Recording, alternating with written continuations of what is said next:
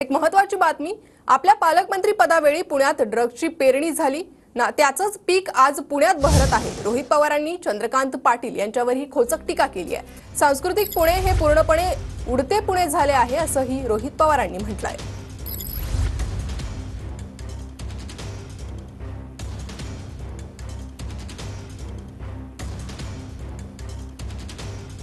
तर मी पालकमंत्री असताना पुण्यात अशा घटना घडल्याच नाही असं सांगणाऱ्या चंद्रकांत दादांनी हे लक्षात घ्यायला हवं की तुम्ही पालकमंत्री असताना जानेवारी ते मे 2023 या अवघ्या 5 महिन्यात राज्यात तब्बल 7,000 कोटींचं ड्रग्ज